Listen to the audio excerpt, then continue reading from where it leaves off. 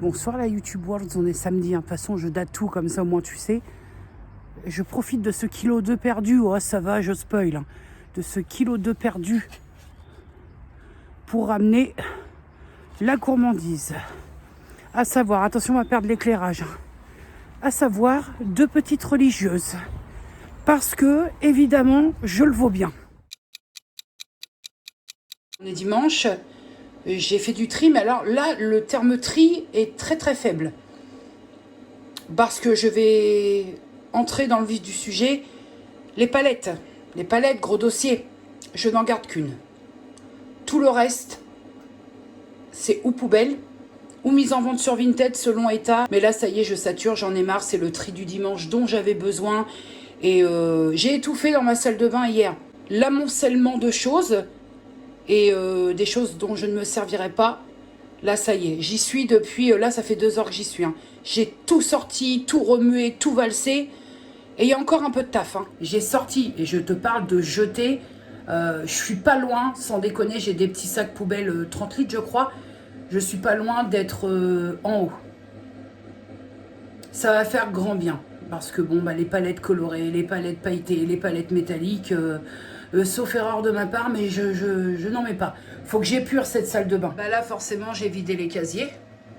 Sachant que même les rouges à lèvres, tout va valser, hein. Les mascaras aussi, mon petit cadet.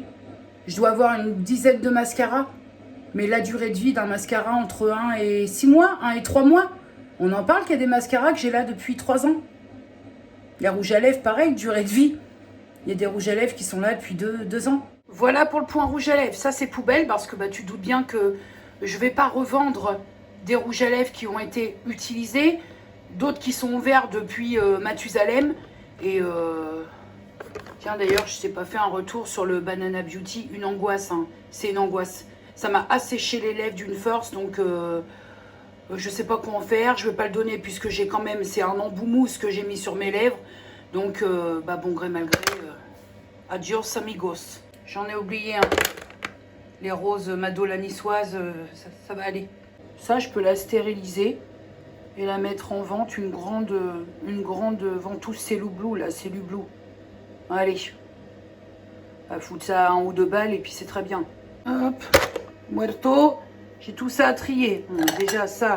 Poubelle, mascara. Alors ça, non, je l'ai eu il n'y a pas longtemps. Poubelle. Qu'est-ce qu'on a d'autre? Poubelle. Hop. Non, le Yves Rocher, je l'ai acheté il y a peu de temps. Là, qu'est-ce que c'est que ça? Oh, ça, je les ai. C'est des bases P. Louise. J'avais acheté ça influencé, très fortement influencé par Marion Caméléon, mais ça doit être mort de chez mort. De chez mort. Allez, vas-y, l'argent par les fenêtres, c'est la fête. Bah, identiquement pour ça, hein, les bases P. Louise, il y a une durée là-dessus. Oh bah 12 mois, bah tu m'étonnes que le bordel, je l'ai déjà ouvert, hein. Ce sont des bases que j'ai ouvertes, donc quoi qu'il en soit, c'est mort. Allez hop. Une autre base P. Louise, bah pareil, hein, on est sur combien? 12 mois, allez, ça suffit. Mon petit cadet, je me suis pas prêtée pour faire mon tri, mais c'est juste que je triais mes rouges à lèvres et dans ceux qui me semblent pas très vieux et qui me semblent encore gardables, je garde celui-là. Je voulais quand même garder un rouge, mais c'est énormément, là je te dis, ça me troue le fenu, ça me fend le cœur parce que c'est énormément de gaspillage. Mais ce qui m'a poussé à faire ça, c'est que déjà hier je me suis sentie oppressée dans ma propre salle de bain.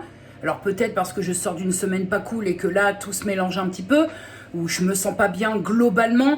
Je suis dans un mois où c'est pas le mois le meilleur de l'année pour moi, avec un anniversaire, un triste anniversaire. Enfin, ça fait 10 ans que tu as perdu quelqu'un. Ça cogite peut-être un peu plus qu'ordinaire. Bref, et puis surtout cette semaine, enfin la semaine passée, j'ai fait une allergie à quelque chose sur le visage. Et je ne sais pas à quoi.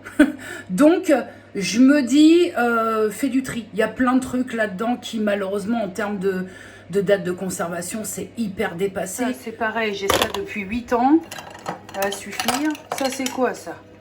Ça, je l'ai eu il n'y a pas longtemps, je crois. Et qu'est-ce que c'est exactement? Un highlighter? Ouais, ça je garde parce que je l'ai eu il y a pas longtemps. Je sais pas dans quoi, mais je l'ai eu il y a pas longtemps, je me rappelle plus. Calendrier de l'Avent peut-être? Je ne sais plus. Le petit blush Seattle London, je le garde parce que je l'ai eu aussi il y a très très peu de temps. Décembre me semble-t-il. Donc, vu que je jette les autres à côté, ça, je le garde. Une base que j'ai depuis 100 ans, ok. Là, des stylos Yves Saint Laurent que j'ai depuis tout autant 100 ans. Allez, allez, gaspillage, ça me dégoûte. Blush liquide, 100 ans, identiquement. Ça, je garde puisque c'est ce qui va venir se mettre en place dans ma routine teint. Et ça, je l'ai ouvert il n'y a pas longtemps, je l'ai découvert il n'y a pas longtemps. Et ça, mon petit cadet, je t'en reparlerai, mais ça c'est exactement ce qu'il me faut. Blush liquide, 100 ans.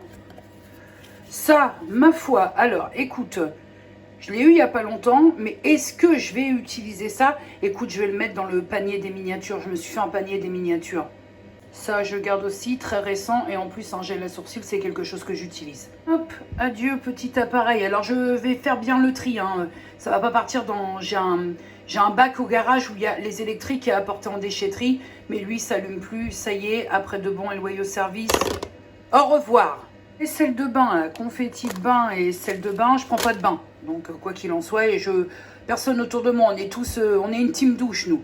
Les poudres, gros dossier aussi. Alors la Magic Mango de chez Action, en Max & More, hein, j'ai voulu essayer ça, étant influencée par, je crois que j'avais vu ça sur Instagram, que c'était la poudre de l'année que nenni. Hein. Enfin, en tout cas pour moi et pour ma peau, ça me laisse des marques de sécheresse abominables. Ça marque toutes les imperfections et en plus je la trouve trop parfumée, c'est pas possible. Donc... Voilà. Ah, il y a eu d'autres choses qui sont venues s'ajouter. Un bandeau que j'avais reçu dans une box. Je m'en sers pas de ces trucs-là. Tu te rappelles de ça? Ça fait des années que j'ai ça, le Bloterazi, là. Bon, bah, j'avoue que maintenant, vu que j'ai une peau de vieille, j'ai plus besoin de... Les zones de brillance, ça n'existe plus. Hein. Donc, j'en ai plus besoin. Mais déjà, c'est quelque chose que j'ai utilisé pendant beaucoup d'années. La boîte est un peu cassée, je crois, sur le côté.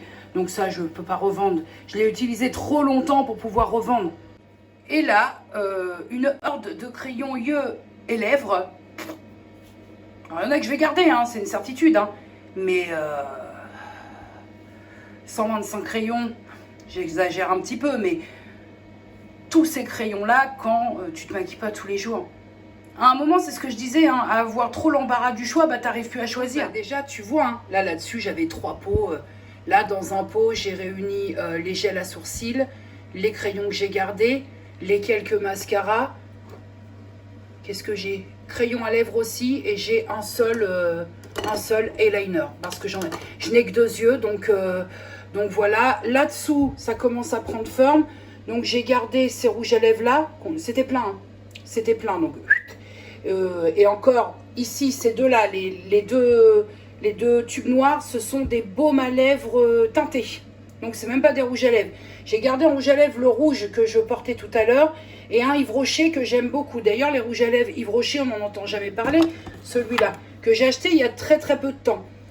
Et j'adore la texture, la tenue. Et c'est vrai que je trouve que les rouges à lèvres, ou alors je ne suis pas les créateurs qui en parlent, mais je trouve que les rouges à lèvres Yves Rocher, j'en entends pas beaucoup parler. Et pourtant, ils sont géniaux. Et donc, la seule palette que je garde, évidemment, c'est la palette Tarte, la Full Bloom, qui pour moi correspond complètement à ce que j'ai envie d'appliquer quand je veux me maquiller. Voilà. Je mets plus de couleurs qui pétaradent à 300 km. Je me trouve déguisée. Ça, c'est encore ce qui passe le mieux pour moi. Je me suis gardé une palette. Je crois que c'est blush et highlighter. Voilà. Je me suis gardé cette palette-là.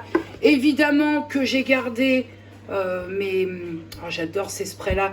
Les sprays de finition, les fixateurs de chez Neogen que j'ai sur YesStyle. Vraiment, c'est vraiment le fixateur qui convient à ma peau, qui rajeunit pas et qui permet d'apporter un fini glowy assez sympa. Je garde bien évidemment cette poudre by Terry parce que l'essayer, c'est l'adopter, que j'ai reçue dans le calendrier de l'Avent Glossybox. Alors c'est typiquement une poudre qui correspond aussi bien évidemment à mon type de peau, qui ne marque aucune zone de sécheresse, qui ne met pas en avant les imperfections. C'est vraiment, bon, elle coûte un brin, hein, mais... c'est vraiment une très bonne poudre. Donc là-dedans, on en est là au niveau des crayons. Là, je vais faire le tri dans mes monos, au niveau de mes fards à paupières. Parce que sans déconner quand même, je tiens à vous dire que j'ai un fard à paupières mono Nivea, qui je pense, si on fait quelques recherches, date tout de même de 1984. Donc même si on va pas se mentir que le truc brille encore un peu, mais c'est plus que c'était. Et puis surtout, le truc est archi périmé. Donc, poubelle. Le MAC, je le garde parce que c'est une base. En fait, c'est une base, c'est un fard à paupières beige. Et j'avoue que c'est très utile comme ça en mono. Donc ça, je le garde. Ça, 100 ans, ça dégage. Ça, 200 ans, ça dégage. Ça, les paillettes, je m'en sers pas. Alors, je vais mettre dans mes ventes et je mettrai ça en cadeau. Je vois pas trop l'utilité, mais je mettrai ça en cadeau quand même. Lui, le Make-up Forever, là, tu sais que tout le monde avait à une époque. Mais quoi? Mais il est mal fermé. En même temps, il est encore très beau. Je garde ça. Lui, le Visualistic Shadow que j'avais eu offert par YesStyle, envoyé gratuitement, je le trouve vraiment très très beau. Il est là. Et donc, je le garde parce que comme je garde une palette de neutre, tu vois, plutôt que de garder des palettes complètes avec des effets pailletés et tout, bah, je vais miser sur les monos, ça va prendre beaucoup moins de place. Et celui-là, ça donne ça. Bon, c'est un il maquillage. Le packaging est, ma foi, très très très beau. Bon, écoute, comme j'ai bien trié, ça, je vais me permettre de le garder. Donc, il me reste 4 fards mono. Voilà. Qu'est-ce qu'une pince fait ici? Bah, parce que j'ai fait tomber un truc et comme ma main, elle est un petit peu pourrie, bah, je m'équipe. Tu vois, en détente, les monos, je peux les placer là. Je vais quand même faire une seconde vérif, mais voilà en gros ce qui va être mis en vente. En tout cas, d'un point de vue des palettes, ce ne sont que des palettes ici. Ce que je vais mettre en vente sur Vinted. Après, quand même, je te précise une deuxième vérif. Sachant que je vais devoir procéder un peu à la filouterie pour que Vinted ne me squeeze pas mes annonces à peine mises. Ce qui va se passer, c'est que là, je finis ce que j'ai à faire, je mange et ce soir, je te reprends et je t'explique comment je vais procéder pour les ventes. Ou que tout le monde puisse, en tout cas ceux et celles qui sont intéressés, puissent en profiter. Bon, bah, suite et fin pour ce soir. Donc, le maquillage ne prend plus qu'un cube, donc c'est des caisses à vin. J'ai optimisé le rangement en plastique là pour mettre gel à sourcils, voilà, histoire de que ça fasse pas tout vide, mais de poudre. J'en avais beaucoup. Enfin, ce que tu as vu tout à l'heure, ma seule et unique palette. Là, il faut que je vois si je peux pas mettre les crayons ailleurs pour virer le pot. Voilà, essayer de virer ce qu'il y a dessus. D'ailleurs, ça peut aller là dans le plus grand des calmes, si je puis dire. Voilà, hop. Donc, et là-haut, histoire de ne pas laisser un cube vide, bah, j'ai mis mon enceinte Marshall de salle de bain. Ensuite, au niveau des tiroirs, donc, bah là, j'ai fait, du fait que j'ai beaucoup épuré, là, il y a mes soins pour les yeux, le Wrap Exfolis de Kirines, qui est un produit formidable. Là, c'est le nettoyant qui fait un peu tout en un de Estée Lauder. Écoute, pour l'instant, je ne sais pas si je suis convaincue. Ça, c'est des masques de nuit, les deux. Des soins, en tout cas, que tu mets après toute la routine. Stock, huile de démaquillage, produits cheveux, les monos qu'on a triés ensemble tout à l'heure. Le coin hygiène corporelle avec et hygiène du visage, hein, mes savons Medimix et mes V10. D'ailleurs, va peut-être falloir, j'ai encore un peu de temps. Ma réserve, mon stock de lotion clarifiante Cosrx, parce que ça, c'est bien d'en avoir d'avance, parce que YesStyle met un petit peu de temps. Le bordel, ceci n'est pas une boîte de préservatifs, et quand bien même, je n'aurais guère besoin de me justifier, mais c'est des pansements. La boîte à cheveux, des pinces, des chouchous, des trucs pour tenir, voilà. Le deuxième tiroir, alors c'est là qu'on commence à épurer. Là, j'ai tous mes produits Rituals. Ici, soins pour le corps, mais pas que. Hein. J'ai fait un mix pour pas que ça fasse trop vide. Et là, c'est une gamme de soins solaires que je n'ai pas encore ouvert et donc qui n'a pas l'obligation d'être au frigo. Et un soin, le Small Talk de... C'est qui ça? Bedhead. Pour les cheveux. Cheveux fins pour donner un peu de volume quand je fais un coiffu. Et enfin, la fierté, c'est ça. J'ai un tiroir que j'ai réussi à vider. Et ça, ce n'est pas rien. Si je peux un peu faire du vide à côté, mettre mes parfums ici, ce sera parfait. Mais ça faisait longtemps que j'avais pas eu autant de place dans mes tiroirs. Et ça fait plaisir. En même temps, il faut voir ce que j'ai jeté. Hein. Et pour ce soir, j'arrête là parce que je te cache pas que j'y suis depuis le début d'après-midi et que là, j'en ai plein de dos dans tous les sens du terme. Et ça, ça va pas rester là, ce sont des ventes. des choses que je vais mettre en vente sur Vinted, mais ça je vais t'expliquer tout à l'heure comment ça va se passer. Est-ce qu'on a un petit peu froid? Très froid. Ah là c'est mieux là. Ah ça y est, on monte là-bas, il n'y a plus les portes, tout ça. Bon, we go to Titanic. Every night in my dream, I see you. Là, la classe, on l'a pas, hein.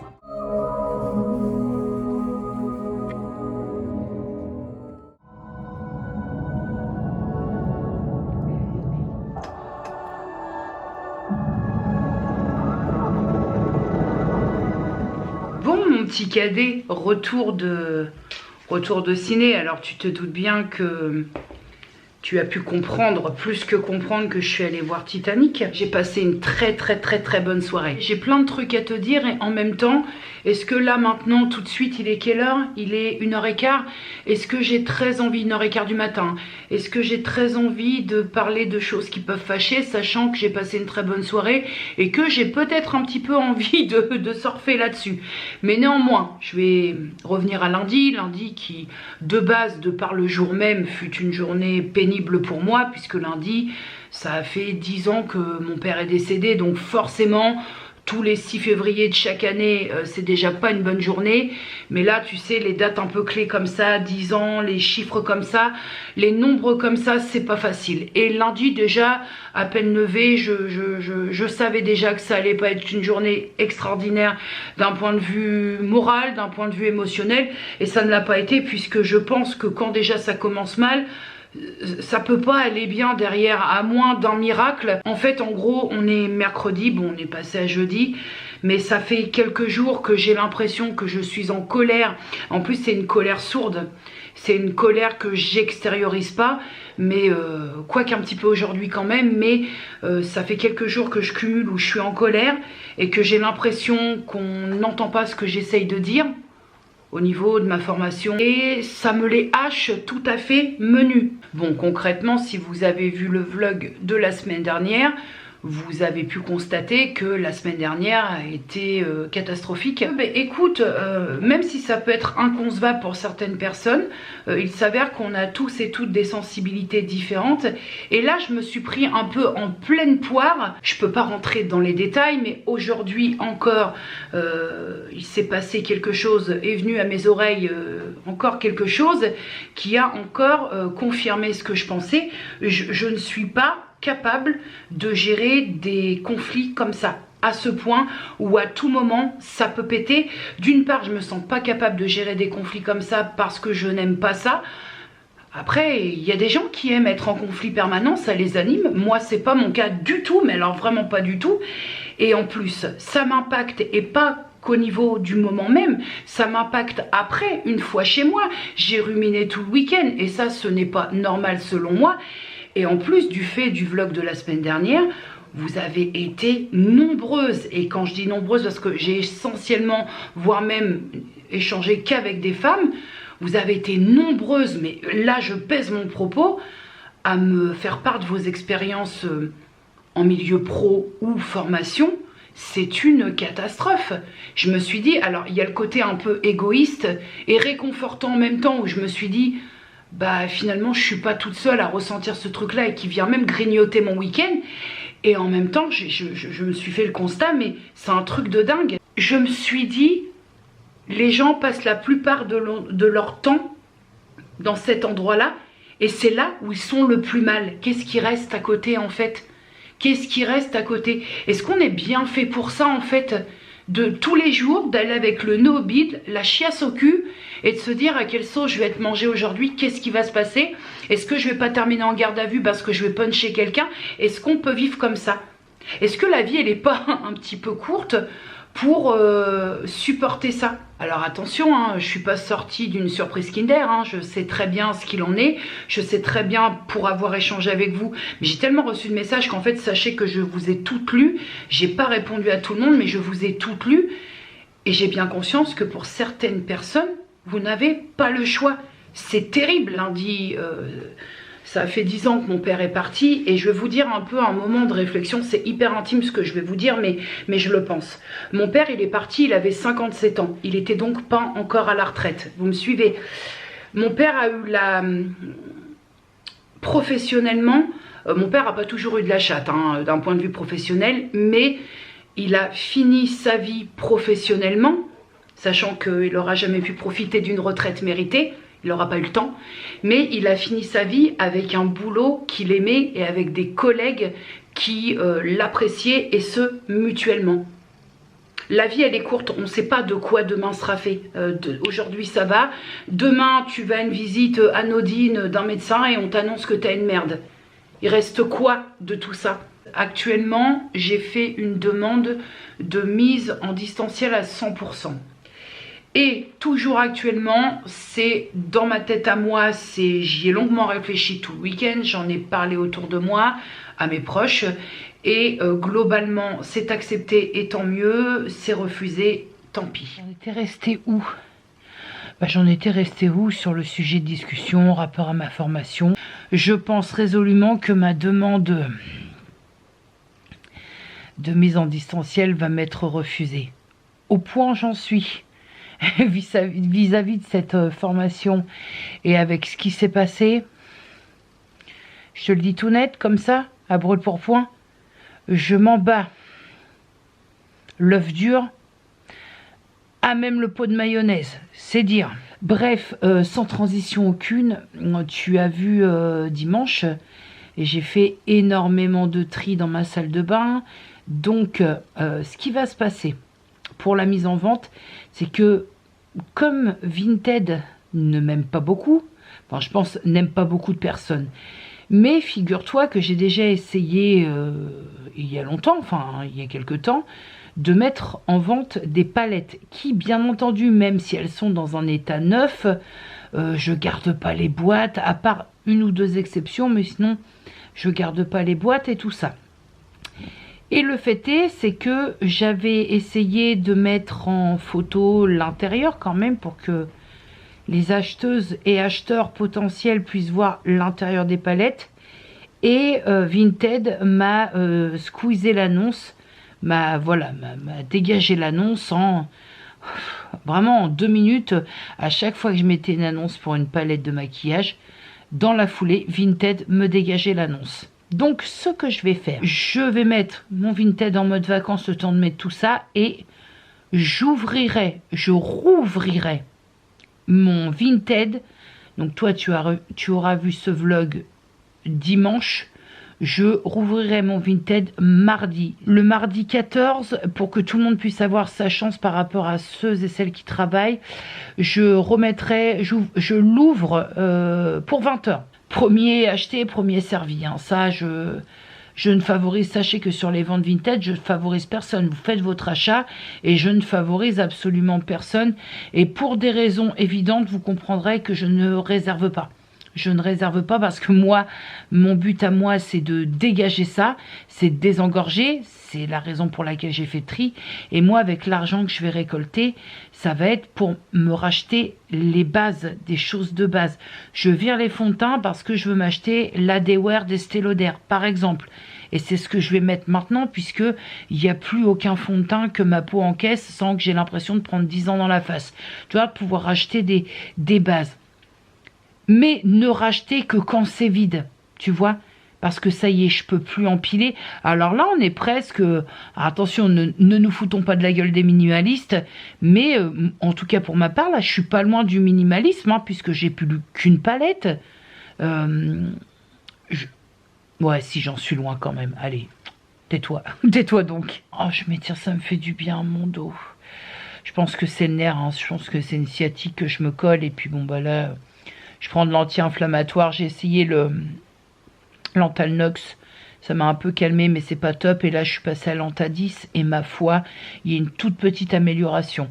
Je pense aussi, pour revenir un peu au sujet de discussion et à mon état émotionnel, je pense aussi que là, passer de nombreux jours dans la colère, c'est vraiment ça que je ressens. J'ai l'impression que tous les jours je suis en colère, alors pas à cause de...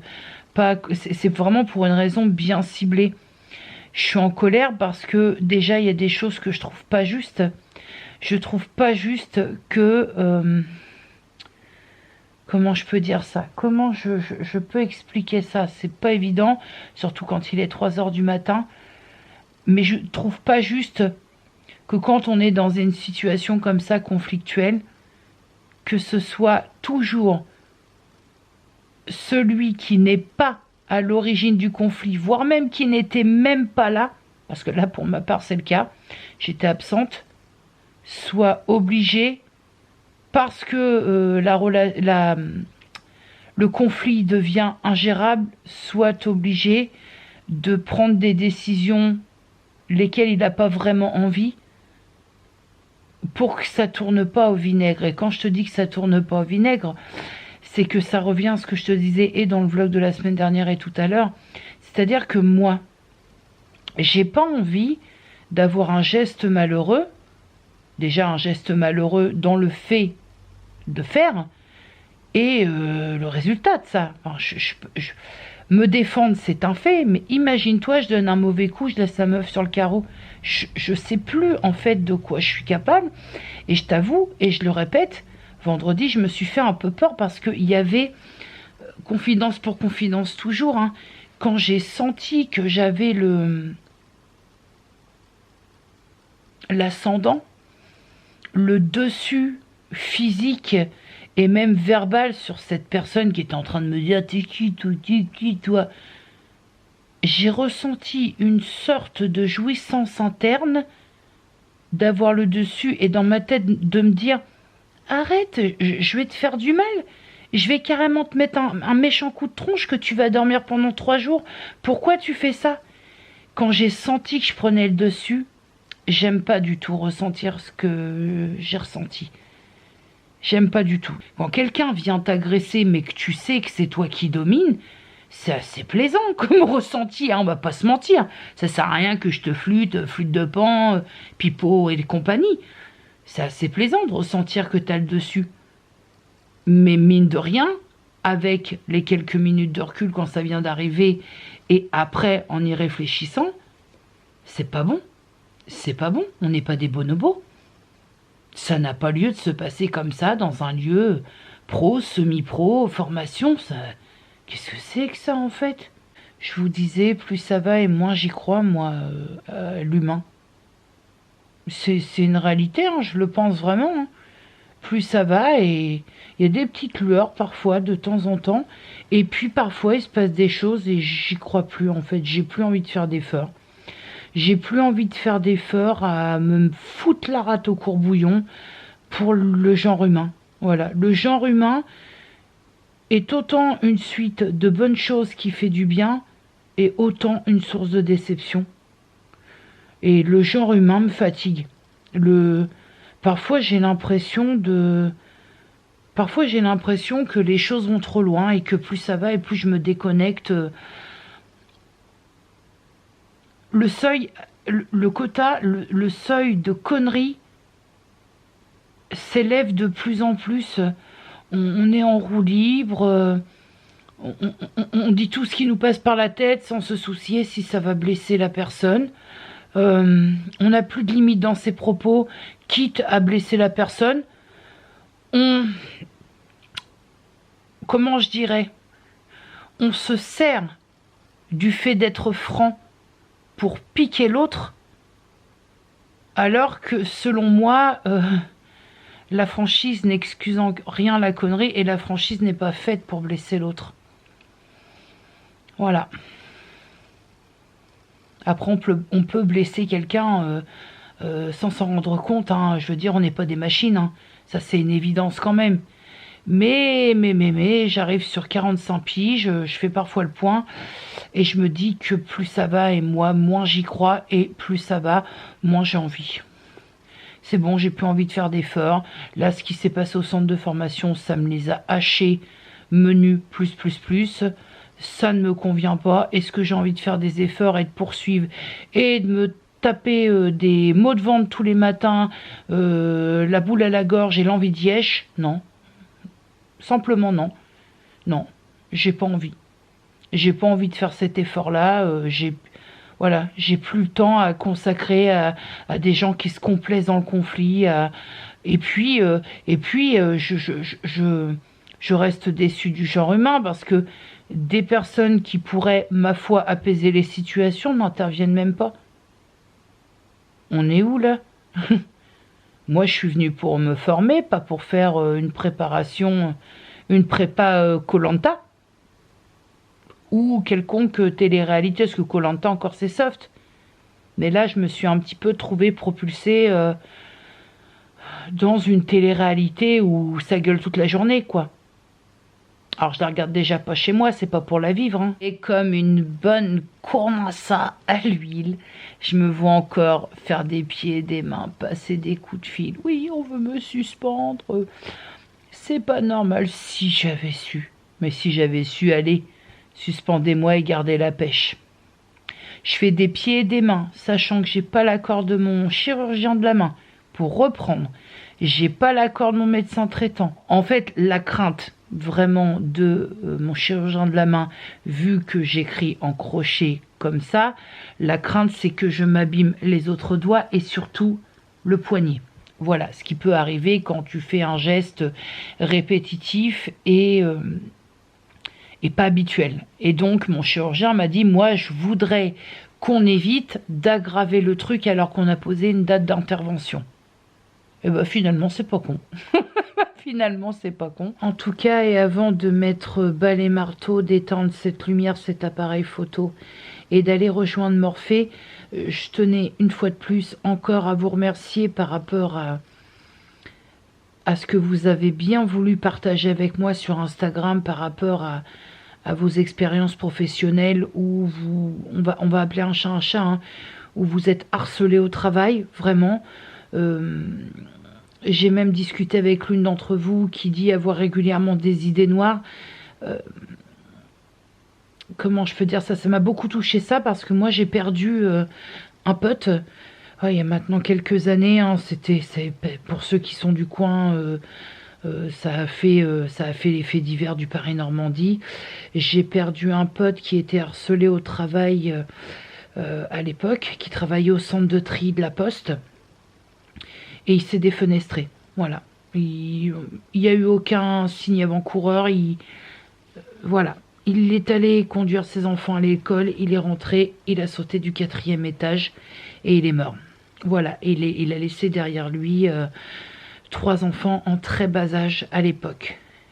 Et on n'a rien vu. Je peux vous dire qu'il n'y a rien. Il n'y a absolument rien. Et surtout pas un boulot qui ne mérite qu'on s'enlève la vie. Qu'on se supprime. Il y a des gens qui tiennent à vous, il y a aucun boulot qui mérite ça. Franchement, alors c'est facile à dire, mais moi je l'ai vécu de l'autre côté et c'est des enfants qui ont grandi sans papa, c'est pour un boulot. Donc j'étais très touchée par ces confidences-là et malheureusement j'en ai pas eu qu'une seule où l'une d'entre vous va au travail tous les matins. Et c'est insupportable, c'est des vomissements, c'est carrément une sorte de...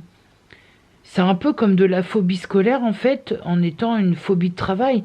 C'est des vomissements chaque matin, c'est des crampes au ventre comme pas possible, c'est des diarrhées parce que c'est de l'angoisse en fait. Je suis hallucinée quand je dis ça. Je suis hallucinée comment... des collègues ou même des employeurs ou quoi aux caisses peuvent mettre aussi mal à l'aise des gens qui viennent travailler pour eux ou avec eux. Mais l'humain est un connard en fait. Hein. Non mais sérieusement, je vous assure, j'ai vraiment eu beaucoup de témoignages hyper enrichissants, hyper intéressants, parfois hyper touchants. Mais ça m'a fait beaucoup de bien de vous lire. Vraiment, je veux que vous le sachiez. Et puis voilà, maintenant de mon côté, dites-vous une chose.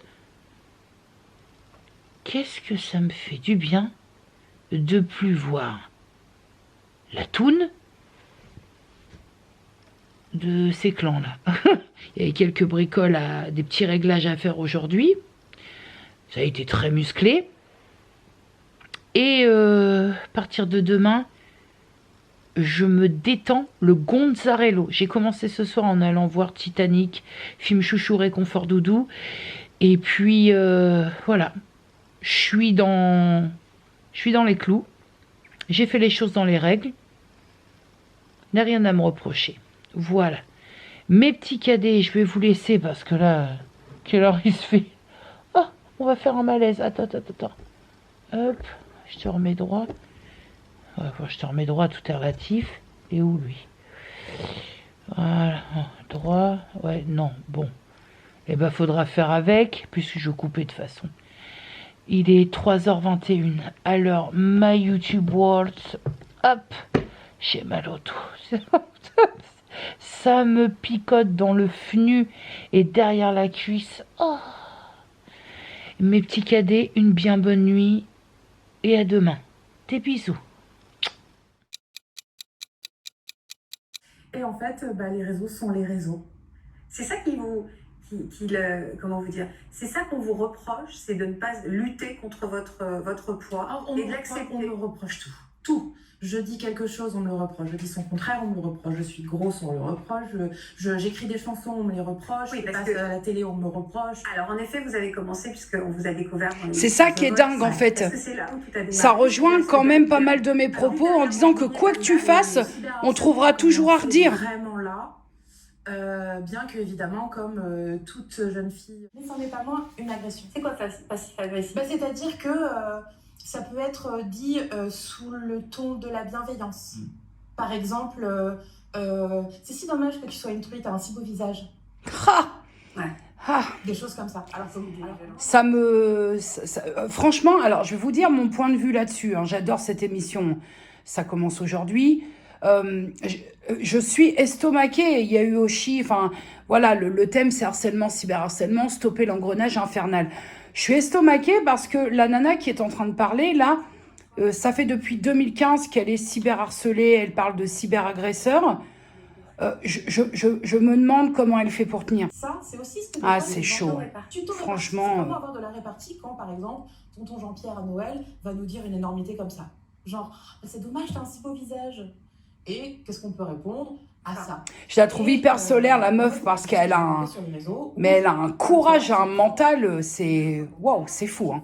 Ça m'estomaque un petit peu parce que quand la personne concernée, elle parle de grossophobie, donc elle expliquait que c'est pas... en fait, si tu vas à un commissariat et que tu déposes plainte pour propos grossophobes, en fait, ce qu'elle expliquait, c'est que malheureusement, c'est pas... Il n'y a pas de... Comment on appelle ça? Il se passera rien parce que c'est pas reconnu, entre guillemets. Hein. Prends mes propos avec une demi-mesure. Et donc, ça me laisse toujours pantoise, cette histoire de grossophobie, d'haïr quelqu'un juste de par la taille qu'il prend dans l'espace, parce que véritablement, qu'est-ce que ça peut te foutre si toi, t'es pas concerné? Si t'es pas gros, si je comprends pas en fait, je comprends pas ce que ça peut, en quoi c'est déplaisant dans sa vie à soi. Enfin moi les personnes plus minces, même si je fais du régime et j'essaie de perdre du poids, mais c'est pas pour autant que je déteste les personnes qui sont plus minces que moi. Je comprends pas, je vais pas aller jusqu'à les détester parce qu'elles ont un corps que j'aimerais avoir. Je trouve ça tellement bizarre de ressentir ça, en fait. En fait, je crois qu'elle a répondu à la question que je me pose. Pourquoi, quand on s'en prend plein le cornet comme ça, on reste quand même? Et elle répond quelque chose que je trouve hyper intelligent. C'est qu'elle dit « Je ne suis pas prête à laisser ces milliers de gens qui sont des sucres pour 3000 pecnos qui n'ont que ça à foutre, en fait. » Et je comprends. Il y a vraiment un aspect, même si je trouve ça hyper courageux, parce que je pense que j'aurais pas les épaules. Alors, à sa hauteur à elle, hein, moi, on n'en est plus là. Mais moi, je pense, je sais pas, mais je pense que j'aurais pas les épaules parce que j'imagine que ça m'impacterait de trop. Mais finalement, dans ce qu'elle dit, dans sa réponse, quand Faustine lui pose la question, mais pourquoi subir ça? Je trouve que la réponse, en fait, elle est claire et elle répond à tout, en fait. Mon petit cadet, il est grand temps de passer, avant que ça s'accumule, de passer au retour sur lecture. J'en ai 2 à te présenter maintenant. Alors, je ne te mets plus le timecode au moment où je parle lecture, pour la bonne et simple raison, c'est que depuis quelque temps, en barre d'infos, je chapitre mon vlog. Donc, tu peux zapper plus facilement encore en tapant sur le timecode directement pour t'en aller de cette section-là si ça ne t'intéresse pas. Voilà, je ne vais pas surcharger en plus du sommaire en barre d'infos et afficher bing, blang, blang de partout les timecodes, ça ne sert à rien. Tout est en barre d'infos, il y a le chapitrage et ce sera beaucoup plus simple pour vous et ça l'est pour moi. J'ai ressorti pour ce faire ma petite fiche du challenge à Vox Livre de Vox Literaria parce que ce sont des livres que j'ai lus et qui font partie de la pile à lire que j'ai choisie. Je vais commencer avec la section basée sur des faits réels et j'avais donc choisi ce livre qui est, je vais y arriver, hein, l'iPad pesant 3,5 tonnes, qui est Mais Fragile. On va essayer de se mettre correctement pour que tu puisses voir. Hop, là, est-ce qu'on est mieux? Voilà. Qui est Mais Fragile de l'auteur Jérôme Garcin. Reviens par ici s'il te plaît. Voilà, on va y arriver. Hein. Paru aux éditions Gallimard. Alors, me concernant, c'est avec une immense... comment je peux dire ça? Avoir le fessard entre deux chaises que je vais te livrer mon point de vue sur cette lecture. Est-ce que j'avais beaucoup d'attentes de cette lecture? Oui, parce que quelque part, de par ce que j'avais lu en 4e de couverture, j'ai eu le sentiment que l'histoire de ce monsieur était très proche de la mienne. Peut-être que j'ai choisi ce livre en fonction de ça. Et donc... c'était quand même assez risqué, le pari était risqué de lire ce livre parce que j'ai connu ce que c'est de perdre, pour ma part, ma tante, ma grand-mère, enfin ma grand-mère en premier, 8 jours plus tard, ma tante, dans des circonstances encore très étranges, et mon père ensuite, en 6 mois de temps. Je sais ce qu'on peut ressentir quand on vit un triple deuil comme ça sur une si courte durée. Si je te dis que je suis vraiment en demi-teinte sur mon ressenti à l'issue de cette lecture, c'est que j'ai été très surprise par l'émotionnel dépeint dans ce roman, par le labeur et l'approche des choses. Ça m'a un petit peu décontenancée. La mort, le deuil, la mort de ses proches, la mort... dans l'amour des siens, la mort est vraiment au cœur de cette autobiographie. Lui va nous confesser comment la mort a pris les siens, de quelle manière, comment lui l'a vécu. Jusque-là, tout va bien. Après, moi, ce qui m'a dérangé dans cette autobiographie, c'est comment il a amené les choses. Il y a eu beaucoup de moi je, on est tous un peu comme ça, hein, on va pas se mentir, mais sur un livre, sur une autobiographie, avec une plume aussi merveilleuse, je vais insister sur ce point parce que même si j'ai une petite déception à la lecture de ce livre, il n'en reste pas moins que la plume de Jérôme Garcin que je découvre est absolument exceptionnelle. Il y a un talent d'écriture qui est indiscutable. Et malgré donc cette écriture délicate et intelligente, hein, c'est vraiment, j'insiste, hein, la plume est formidable, je suis déçue. Je suis déçue de cette lecture parce que je trouve qu'en 4e de couverture, on essayait un peu d'appâter les chalands. Tu vas découvrir le secret. Alors moi j'ai monté le truc en épingle et je m'étais imaginé un secret. Il y a bien un secret de famille entre guillemets, mais alors je m'attendais à tout sauf à ça. Donc première déception. Je trouve en fait que en 4e de couverture on a fait beaucoup pour finalement découvrir ça. Et ça, le secret qui était réellement le secret dans l'autobiographie. Pourtant, c'est un secret qui est très intéressant, mais j'ai trouvé qu'il y avait quand même une légère, un fossé entre ce que j'ai lu en 4e de couverture et ce que j'ai découvert en lisant le bouquin. Je me suis dit, il y a eu un petit peu, on s'est un petit peu fait mousser en 4e de couverture, histoire de titiller, d'appâter, tu vois. Et ça, c'est le genre de truc, c'est un peu comme les titres j'ai failli mourir alors que tu t'es fait piquer par une araignée, tu vois. J'ai trouvé ça un petit peu, viens, je t'emmène, et ça m'a pas bien plu. Maintenant, sur ce secret en question, moi, ça m'a permis d'apprendre. Et tu sais que je ne tarie pas... concernant le fait d'apprendre, j'adore apprendre des choses. Lire me permet d'apprendre même de nouveaux mots. Lire me permet d'enrichir mon vocabulaire, me permet de faire marcher là-haut. Alors, pour avoir vécu ça, forcément que quand on vit la mort de quelqu'un qu'on aime infiniment, forcément qu'on pense de lui que, vu que c'est quelqu'un qui ne nous laisse que de très bons souvenirs, quelqu'un qui était parfois un pilier, quelqu'un qui était essentiel à sa vie, à soi, forcément qu'on va essayer de faire remonter les bons souvenirs. Là, sur ce que j'ai pu lire, je trouvais que c'était peut-être un peu trop. Je ne dis pas qu'il en a fait trop, mais moi, dans mon œil de lectrice qui a vécu des choses similaires, que d'éloges, mais malheureusement, j'ai l'impression que le dicton trop de trop, tue de trop, tue le trop. Là, en fait, j'ai trouvé que trop d'éloges pouvait, à certains moments, rendre la lecture très pompeuse. Il y a aussi ce côté d'une narration que j'ai trouvé très autocentrée, limite égocentrique, où en gros, pour parler dans mon jargon, le mec, toi quand tu lis, tu perçois comme ça, le mec, sans lui, la famille, il était indispensable. Il se sentait indispensable, je trouve que parfois, il y a même dans ses propos, alors peut-être malgré lui, mais il y a presque une infantilisation de ses proches, c'est fragile. Le deuil, c'est plusieurs étapes. On franchit ces étapes comme on peut.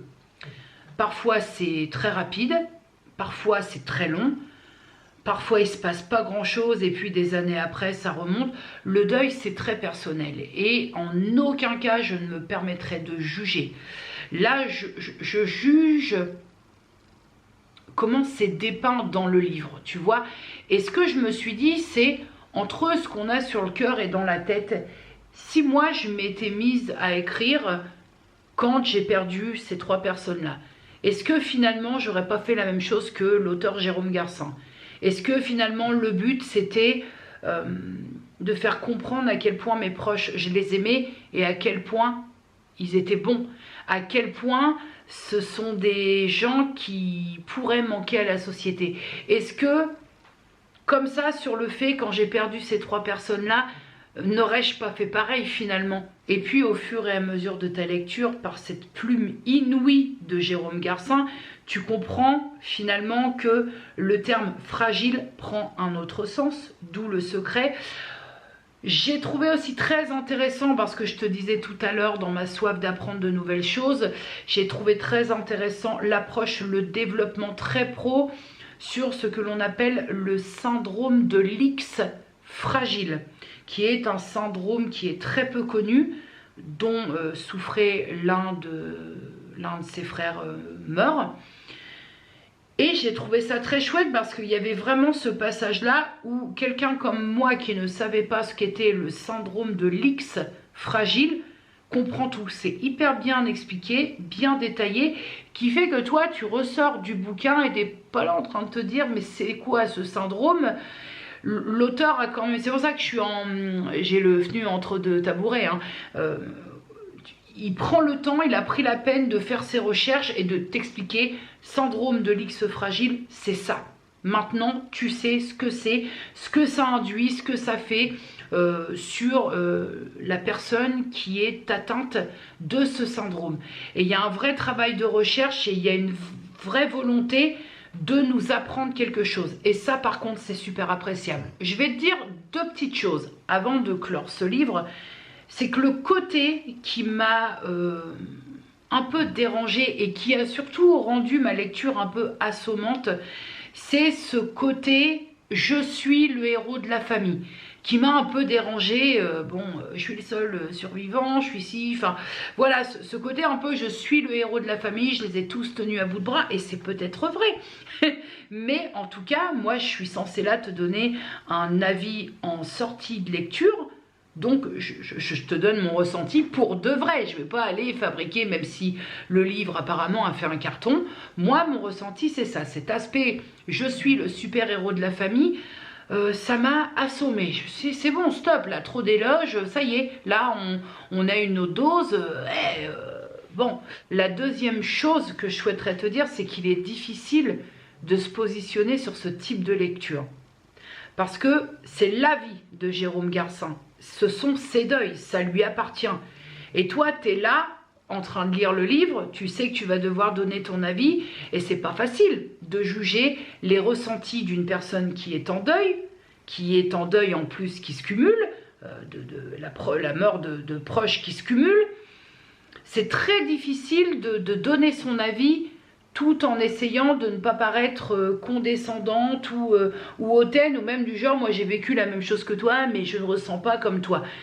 Non, bien entendu, j'ai pas le même ressenti que cet auteur, pourtant ayant vécu des choses assez similaires, je n'ai pas du tout le même ressenti. Je pense que, parce que d'habitude je finis en te disant, est-ce que je te conseille ce type de livre Up, est-ce que je te conseille ce type de bouquin, je te conseille cette lecture? Moi, j'ai très envie de te dire que oui, mais alors à partir du moment que tu commences une lecture, une autobiographie où quelqu'un va livrer son point de vue sur le deuil, la mort, quelle est son approche à la mort, quelle est son approche au deuil, il faut savoir nuancer. Et c'est peut-être de ça dont je ne suis pas capable. Donc je ne suis pas là en mesure de vous dire si je vous conseille ou pas ce livre, parce que quand je te disais que je suis mitigée, je suis vraiment mitigée. J'ai aimé parce que j'ai appris des choses, et il y a un autre côté, la tournure assez narcissique que j'ai pas beaucoup appréciée. Voilà. Pour le deuxième livre, là, on entre dans le vif du sujet. Parce que... une fois de plus, je me surprends à piercer, et plus je trouve ça jubilatoire. Il y a moyen qu'un psychiatre trouve ça douteux. Un livre qui appartient également au Challenge Avox Livre et qui se situe dans la catégorie Hannibal Lecter. Et donc, j'avais choisi ça. Voilà, c'est mieux quand ça se met à l'endroit. Un roman de Jack Heath, alors je ne sais pas si ça se prononce comme ça, hein, H-E-A-T-H, ça va, Mange tes meurs, paru aux éditions Super 8. J'ai adoré ce livre, j'ai trouvé ce livre absolument délicieux. Voilà mon petit cadet, un thriller qui va venir un petit peu foutre le boxon dans le thriller, parce que, bon, ça part d'une enquête, somme toute cause, relativement banale. Un enlèvement, Cameron Hall, âgé de 14 ans, qui est kidnappé. Très vite tombe une demande de rançon. Bon, l'heure, il y a des délais, donc l'heure tourne et il faut quand même se bousculer un peu les culottes parce que l'heure tourne et qu'après, quick Cameron. Donc, c'est quand même, déjà, au niveau de l'enquête en elle-même, il y a une symphonie de rebondissements.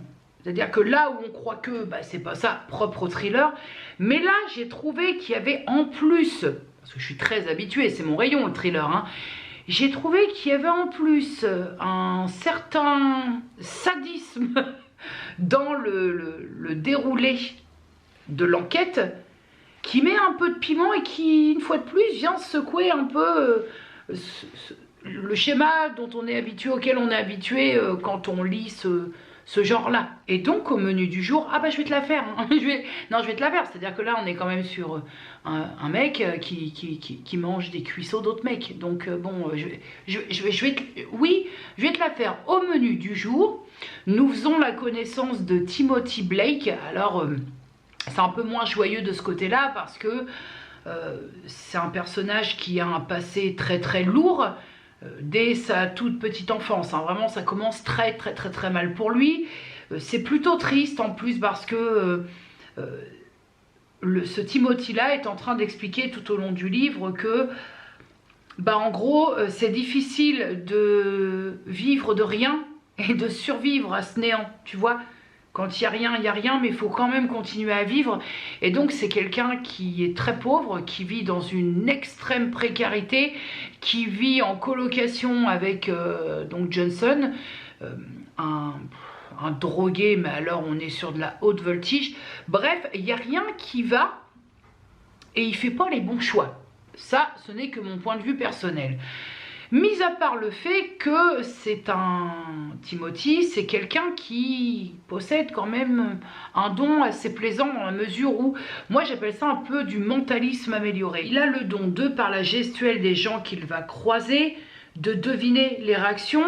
Il a presque le don de lire dans les pensées et donc ça lui permet d'anticiper et ça lui permet très vite de faire de liens. Ce qui fait de Timothy Blake un assistant, si je puis dire, un assistant pas payé, mais un assistant quand même, de très grande qualité pour le FBI. Et d'ailleurs, par le biais d'un arrangement assez troublant, il va collaborer avec le FBI pour cette affaire d'enlèvement. Puisqu'on parle de la catégorie Hannibal Lecter, je ne vais pas te laisser comme ça, comme un rond de flanc, avec ça sur les épaules, sans t'en dire un peu plus. Donc, pour ceux et celles qui voudraient lire ce livre, éloignez-vous parce que là, je vais probablement y aller au spoil.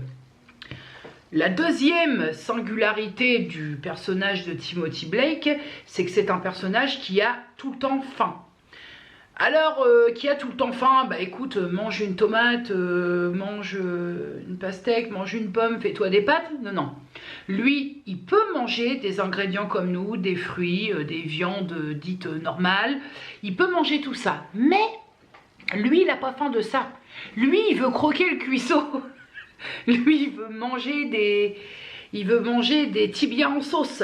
Lui, il veut manger des pieds en salade, hein, dans le sens vraiment propre du terme. Toi, tu t'achètes des escalopes de poulet, un peu de viande, tout ça, tu vas mettre tout ça à congeler dans ton frigo pour pas perdre. Lui, c'est la même. C'est juste le type de viande qui change. Mais il préfère la viande fraîche.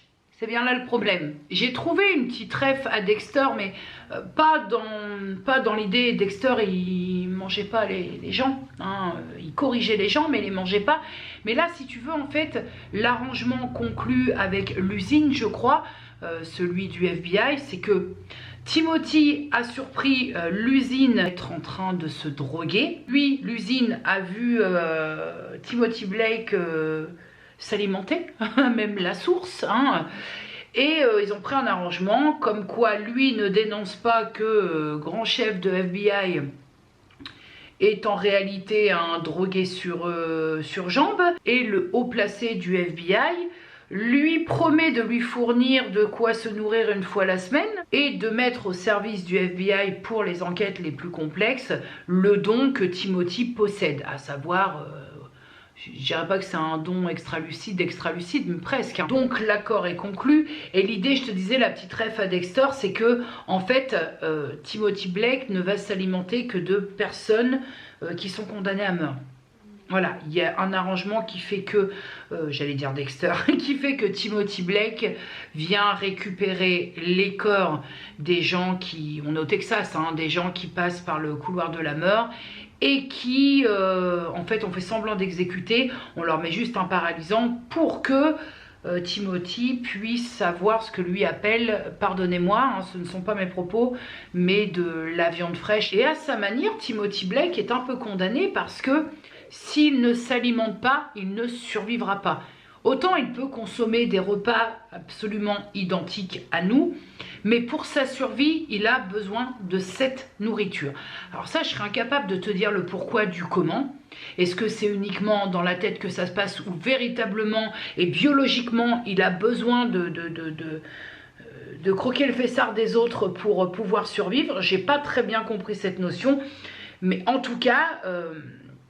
quand la faim le tenaille un peu trop, il en arrive même à se réveiller et se rendre compte qu'il a attaqué sa propre main. Donc ça fait pas plaisir, ça fait mal un peu, tu vois, ça doit lancer, je pense. On est quand même sur un personnage principal qui tellement le besoin de manger, tellement la faim le prend en otage, hein, il est tellement tiraillé par la faim de ce type de viande qu'à un moment, il y a voilà, la naissance, on voit juste poindre une relation sentimentale, si bien qu'il met un stop très vite parce qu'il n'est pas sûr que s'il passe à l'acte, elle est très entreprenante, la personne avec qui il y a un petit crush, elle commence à le chevaucher gentiment et lui il met un stop parce que c'est pas la femme, même s'il a des sentiments et qu'il l'apprécie beaucoup, lui ce qu'il voit c'est ce qui est mangeable. Et donc ça aussi c'est un peu moche, donc là il a le courage de mettre un stop parce qu'il apprécie vraiment la femme, mais une fois de plus c'est lui qui le condamne entre guillemets parce que zéro plaisir quoi, en fait tout le temps à la merci de cette drôle de faim. Par contre par le biais de mes propos tu aurais peut-être le truc de connoter ça un peu à une dameur. Non, non, parce que Dahmer, lui déjà s'en prenait à des personnes qui n'avaient rien fait. Alors je dis pas qu'il est préférable de s'en prendre à des personnes qui ont fait des choses, mais mine de rien, la mécanique n'est pas la même. Dahmer, c'était il piégeait ses victimes, c'était vraiment tout un rouage pour faire monter la victime. Et puis, en plus, il y avait de la souffrance, il y avait, enfin, je sais pas si vous avez vu Dahmer, mais enfin quand même, c'est là, pour Timothy Blake, on est certes sur quelqu'un qui va se nourrir de pieds, de cuisseaux, d'omoplates et compagnie, hein, tout ce qui peut se manger. Mais par contre, il a une ligne de conduite, si je puis dire, c'est qu'il ne veut pas manger des gens qui n'ont rien demandé. Bon, rares sont les gens qui se disent tiens, aujourd'hui j'aimerais bien un petit peu me faire croquer la nuque, voir ce que ça fait. C'est très rare, mais justement l'arrangement passé avec l'usine fait que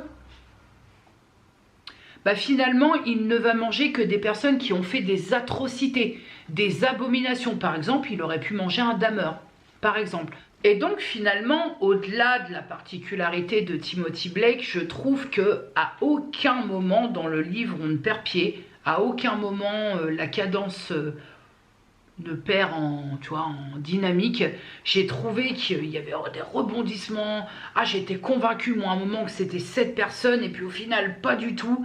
J'ai adoré parce que c'est un thriller mais avec cette particularité et on pourrait détester Timothy Blake.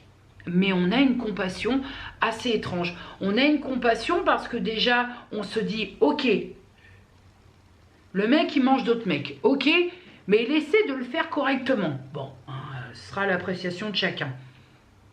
Mais en plus, le mec, il sauve des vies. Parce que, de par son aide précieuse, évidemment que le mec va être indispensable à l'enquête, va aider à sauver plusieurs vies. Donc, d'un personnage principal un peu complexe, hein, on arrive à pas le détester. Je me suis dit, mais écoute, c'est chaud, quoi. Essayez de me dire, je l'aime bien ou je l'aime pas, celui-là. Je sais pas trop. je sais pas trop parce que c'est un régime alimentaire un peu particulier, mais bon. Bien entendu, je plaisante, hein. Vous savez, on est sur YouTube, donc on est obligé un petit peu de se justifier. C'est de la boutade, hein. N'allez pas manger des gens dans la rue, ça ne vous donnera rien. Et puis en plus, je pense que d'un point de vue nutritionnel, je suis pas sûre. Avec tout ce qu'on ingère de dégueulasse, je suis pas sûre qu'on soit finalement si comestible que ça. J'étudierai pas la question de plus près, mais voilà, non, tout ça pour dire que je suis dans... J'essaie d'alléger un peu le truc, hein, c'est-à-dire que là, on parle quand même de mecs qui bouffent du mec, donc bon... un peu de légèreté dans ce monde de brutes. Puis c'est sur tous les dents, quoi, faut avoir les bons... Tu sais, faut avoir les bonnes dents, quoi, parce que t'as vite le chicotier qui part en fugue, hein, Bonjour, donnez-moi un morceau de cette chose longue et molle. C'est-à-dire que lui, c'est lui qui le dit, hein. C'est Timothy Blake qui le dit, qui mange tout, hein. Il mange tout. Après quoi, démerdez-vous avec ça, hein. pour de la vraie, hein. J'ai adoré ce livre que j'ai éclaté en 2 jours. On est sur un 400 pages. En 2 jours, je lui ai éclaté sa tronche. Donc, est-ce que je vous conseille de Jack Heath, Mange tes morts? C'est moins violent que Sans retour. Par rapport à ce que j'avais lu et Anthropophagie, c'est beaucoup moins violent, hein, parce que bon, il y a des moments, il y a des détails qui viennent un peu parce que toi tu mets en image, mais attention, c'est vraiment moins cru et moins violent que le livre Sans retour que j'avais lu, mais néanmoins, si vous êtes un peu sensible par rapport à ça, et je veux pas dire de conneries, mais si vous êtes vegan ou végétarien, c'est quelque chose qui peut vous déranger. Et là, je suis pas dans l'humour, vraiment, hein. Si l'approche à la viande vous est complexe, dans tous les sens du terme, évitez de lire ce bouquin-là. Je vais y arriver. Il est tard, hein. Cela dit, il est minuit pile. Évitez ce type de bouquin. Mais alors, si tout ça, ça vous passe au-dessus, sans mauvais jeu de mots, vous allez vous régaler. Voilà, j'ai beaucoup aimé ce livre et de ce fait, ça me fait 2 livres, 2 catégories remplies dans ce challenge à Vox Livre, ce qui me ravit. Et je suis pas loin d'avoir terminé le 3e, vraiment pas loin. Là, je suis en train de lire d'Éric Emmanuel Schmitt, Oscar et la Dame Rose. Alors là, on change de... Je m'attendais pas à ça, mais je vais pas aller plus loin puisque peut-être demain, ça m'étonnera. Il sera fini, hein, tout à l'heure je le finis, mais avant d'aller me coucher, je le termine puisque je suis à plus de la moitié et que c'est un petit livre. Mais 3 livres dans un vlog, c'est un peu compliqué. On verra. Sinon, je te le cale la semaine prochaine, on verra. Hey. J'ai reçu mon nouveau composé personnalisé suite à mon entretien avec Jennifer à Tipeee Sérénité, mon entretien sur les fleurs de Bach. J'ai commencé ce nouveau composé avec de nouvelles fleurs hier, et demain ce que je vais faire, demain j'ai beaucoup de choses à faire pour clore ce vlog. Demain je te parlerai, peut-être la semaine prochaine, ouais, parce que demain ça va faire beaucoup, faut que je te présente toutes les palettes. La semaine prochaine je te parlerai de ce que contient ce nouveau composé personnalisé, puisque l'entretien nouveau permet de vraiment choisir les fleurs en fonction de l'état émotionnel dans le moment, vraiment. Et écoute, j'ai commencé hier, et une fois de plus, je suis bien obligée de constater que je me trouve un peu plus apaisée. C'était plus palpable aujourd'hui, mais je me trouve plus apaisée parce que je sors quand même de 7, 8, 9, allez, une petite dizaine de jours en colère. Ça fait du bien quand ça redescend un peu. Et ça fait du bien à tout le monde, et surtout à moi. Ah bah là oui, je tape dans l'égoïsme parce que ça me fait du bien de redescendre un peu en pression là. Ah, il y a peut-être le fait de ne plus me rendre dans ce centre de formation où tout a foutu le camp. Après, dites-vous bien mes petits cadets qu'on peut me dire ouais, il fait placebo tout ça. Ouais, ou pas, ou pas. En attendant, il n'en reste pas moins que ça m'apaise, et c'est tout ce que je lui demande. Après quoi? Bonjour my YouTube World. Alors, ce qui va se passer là, maintenant, de suite, c'est que je vais te présenter les palettes que je vais mettre en vente sur Vinted mardi.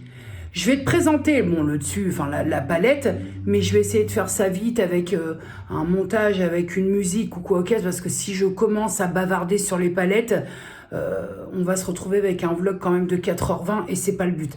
Là, le but, c'est de te montrer l'intérieur des palettes, parce que je ne peux pas le faire sur Vinted, sinon on va me secouer mon annonce. Voilà, le but c'est que tu repères la palette que tu as envie, si tu veux l'acheter, et son état. Voilà, comme ça, une fois mise en vente avec juste la palette sans mettre les photos des fards, comme ça ce sera plus rapide, tu auras déjà un aperçu.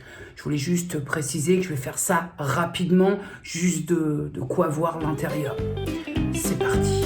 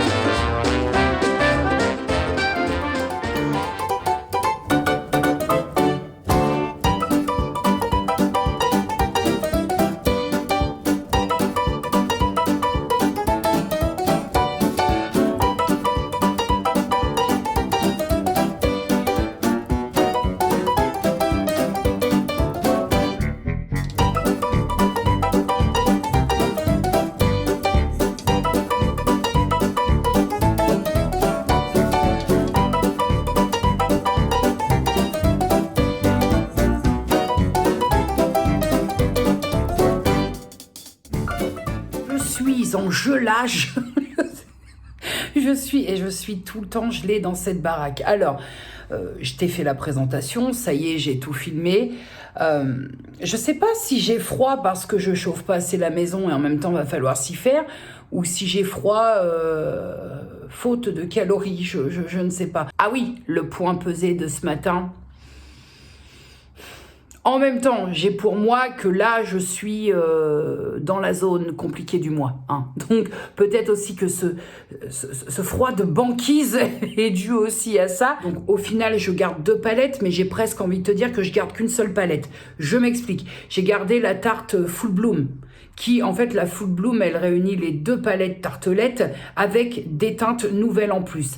Et j'ai gardé la petite, celle qu'Emma Dolly m'avait offerte, la tartelette, parce que je me suis dit, par exemple, fin mars, je suis censée, si j'arrive à gauler un transport et à arriver jusqu'à Paris, je suis censée aller passer une soirée à Paris, voir un spectacle. Et j'aimerais quand même, pour des soirées comme ça, me faire un minimum d'apprêtation. Mais la palette tartelette Tarte Full Bloom, elle est comme ça. C'est-à-dire qu'elle te prend la moitié d'un sac.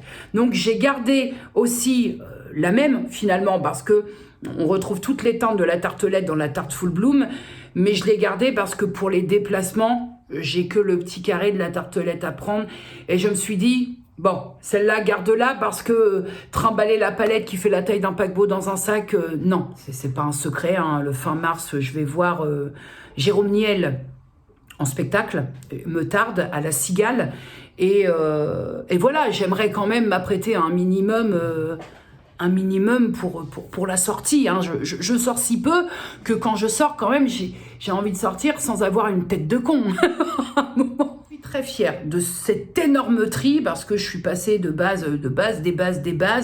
Il me semble qu'à une époque, j'avais à peu près 80 palettes. J'en ai viré la moitié. Je te parle de ça il y a fort lointain. Hein. J'en ai viré une moitié. Ensuite, d'une 40aine, on est passé à une 30aine.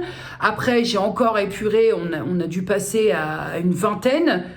Là, il m'en restait, je pense qu'on était à 16 ou 17 palettes.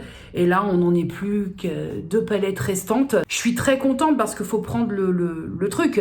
C'est que ce que je possède là maintenant, maquillage, après cet énorme tri, c'est carrément plus cohérent.